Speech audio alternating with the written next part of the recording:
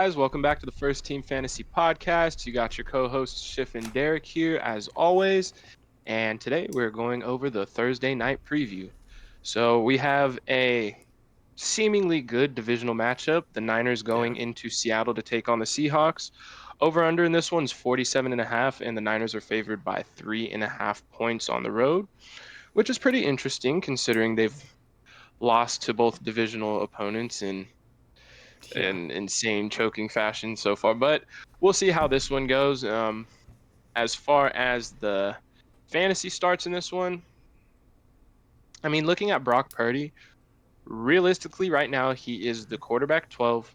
If I like to think that honestly, in the same game, that Geno would be a better start, especially at home. hmm And realistically, just looking at Brock Purdy's performances right now, week one, 10.3, then 14.9.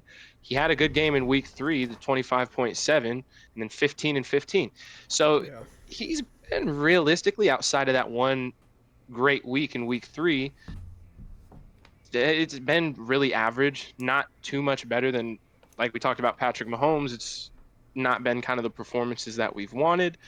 Um, we'll see in this one against Seattle. I mean, as we know, you've got four teams on bye this week, so Yeah.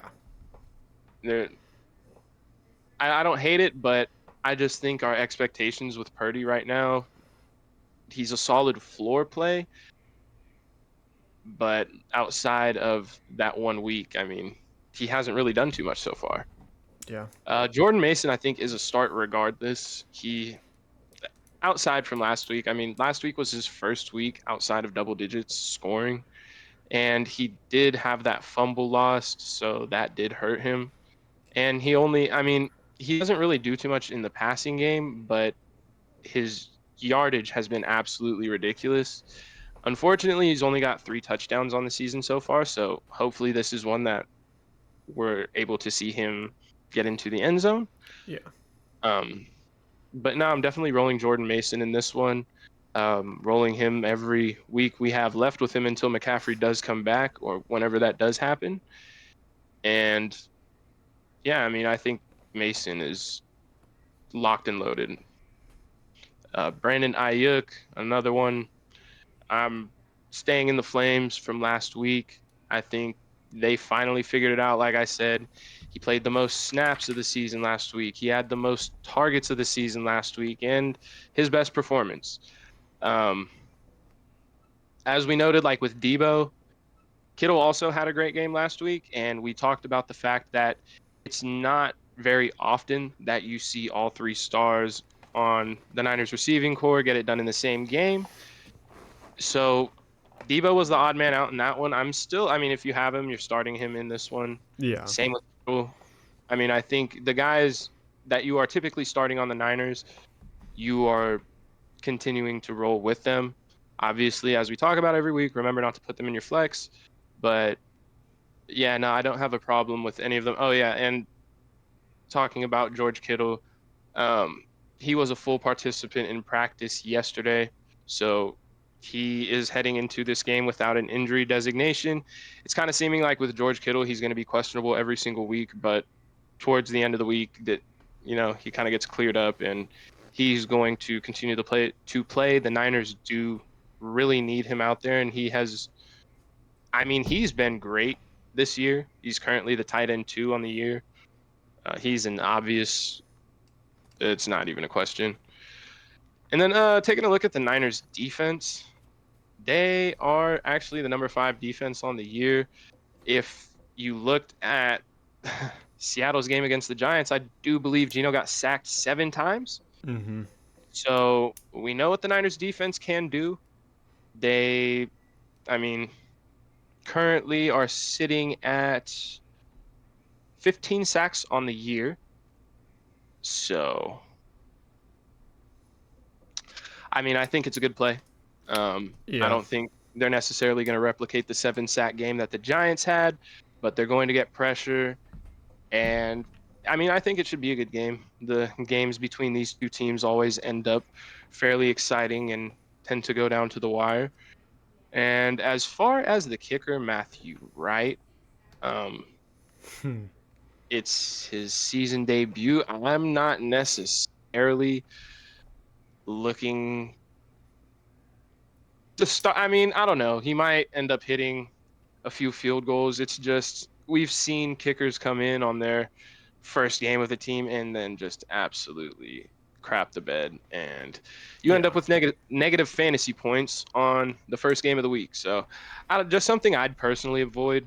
He could go out there and end up getting like 15 points, and I have to eat crow, but I don't know. I just don't really trust it. But that's really all I got for the Niners. Yeah. And like you mentioned, yeah, when looking at the QB matchup, Geno has been very good to start this season. He's currently the QB 5. 4 of his 5 weeks this season have been top 10 QB finishes. And he did go, his first 2 weeks were against, the Broncos and the Patriots, and he still got it done through the air. He airs it out. Like he's getting right around 300 yards a game. He's only thrown one touchdown in every single game, and he's still getting it done like this. So if, he does manage to throw a touchdown or two, he's broken loose on some solid runs. I don't mind the Geno play, especially, yeah, with, our quarterbacks on bye this week. I don't mind the Geno play. I do like him a bit more than Purdy this week. Ken Walker came back and obviously took over the backfield. It was a super weird game against the Giants. Ken Walker only rushed the ball 5 times, which I think we will see him run the ball a little bit more in this one.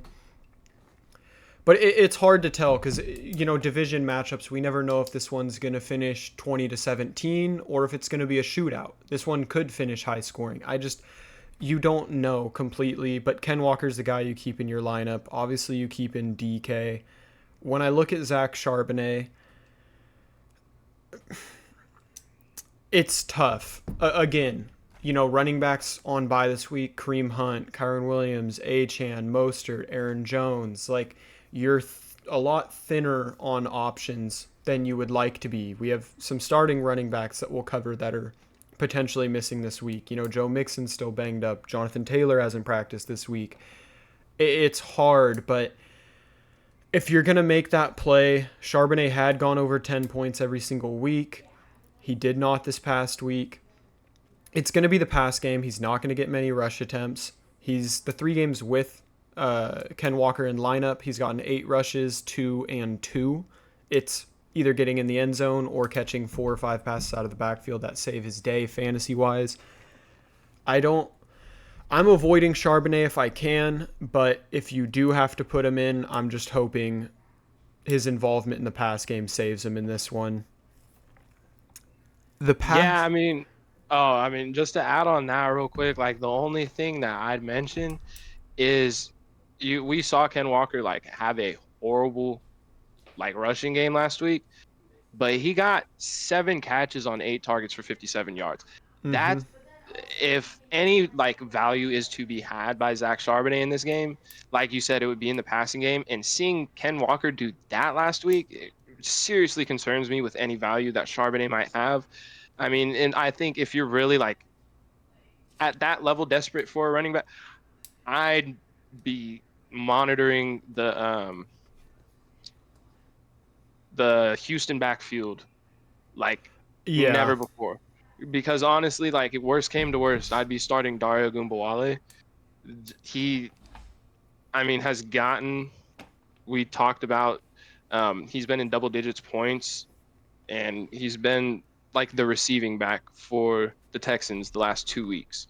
yeah. So it's like if we're going like a PPR dart throw, I'd go Gumbawale just because Ken Walker did what he did last week and looked good doing it. For sure. It's just the tough part we run into is we still don't know if Joe Mixon's going to play. And, like No, this and we're decision not has to going to be know. That's made why I said, yeah, today. you got to monitor it. Yeah, But we just, that's what's tough about the Thursday night games is you do have to make that decision. It's just it's I don't know. tough. I couldn't recommend to play Charbonnet this week. Yeah, no, and I Just seeing what Walker did last week. yeah, I'd agree with you. Honestly, I'd agree with you on it. Outside of DK, obviously he's a start. We have JSN and we have Tyler Lockett. JSN has shown more upside. He finally got in the end zone this past week. Again, this bye week, the receiver position is hit hard as well. We've seen injuries happen. Some big names that we would be starting are now missing extended periods of time. So JSN, I think if you got to throw him in. I don't mind the play. We just have to see how the game goes.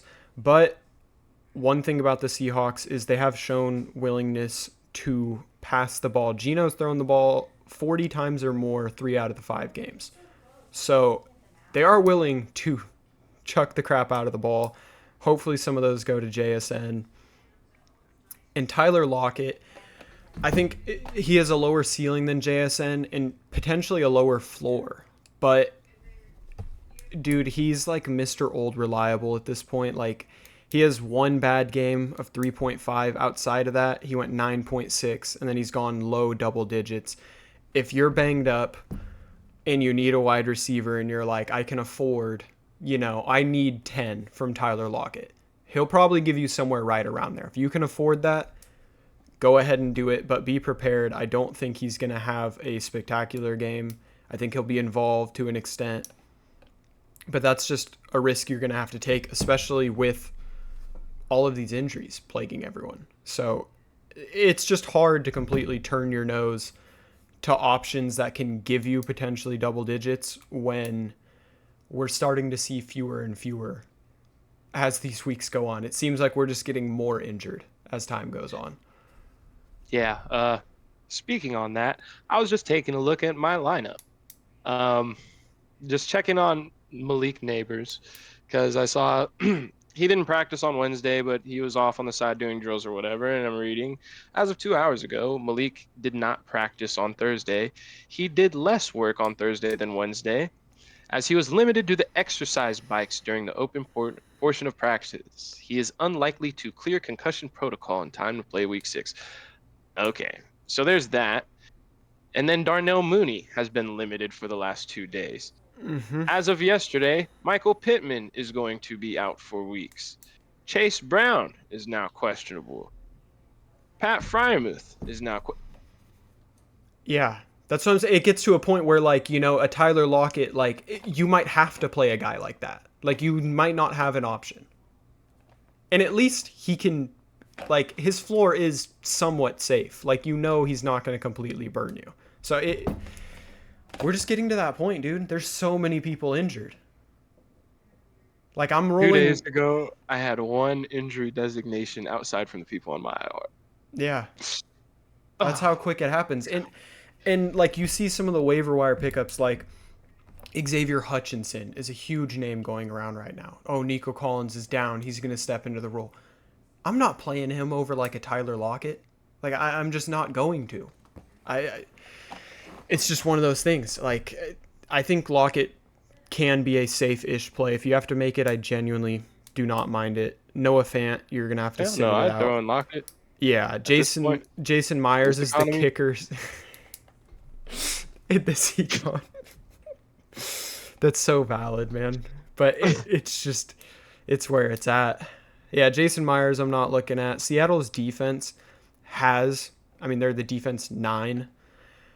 I don't love them in this one. It's just hard to imagine the Niners going to 2-4. Oh, and like you said, no Reek Woolen. No Reek Woolen, and also I know the defensive line for the Seahawks is banged up. It's a note that the Niners openly said that they do plan on leaning on Jordan Mason a little bit because there's a banged up defensive line. So if they can kind of pound the rock early and establish that, they're going to do so.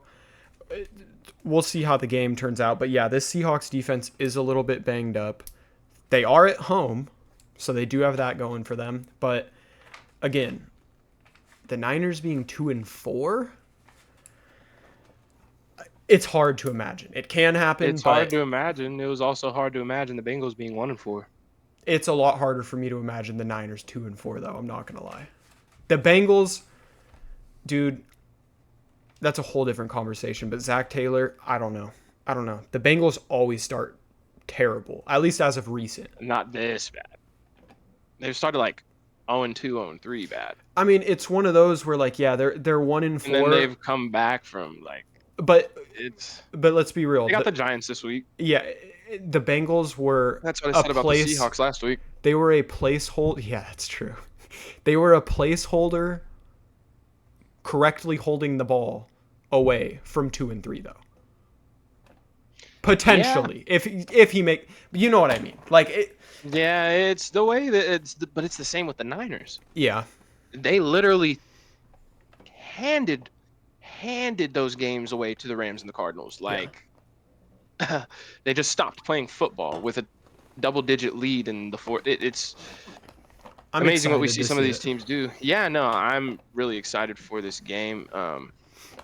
But yeah, just to mention, like what you were saying, and going to Reek Woolen, Ukana Nwosu, and Byron Murphy are all out for the Seahawks. So that's pretty big names on their defense. Yeah. And also seeing Tyrone Tracy run for 129 on the Seahawks last week will Make you think probably Jordan prompt Mason the should run Jordan the ball. Mason, usage. Yeah. So with that, hopefully all the games go well this week for you guys, especially this one tonight. Really looking forward to it. Derek, you have anything else to add? As a Raider fan, I'm gonna say go Seahawks, but that's about it. I can't say that or I will be disowned. So yeah. But once again, thank you guys for all the support, for tuning in. As we say every time, come back next time, take more ups with the first team. Yes, sir.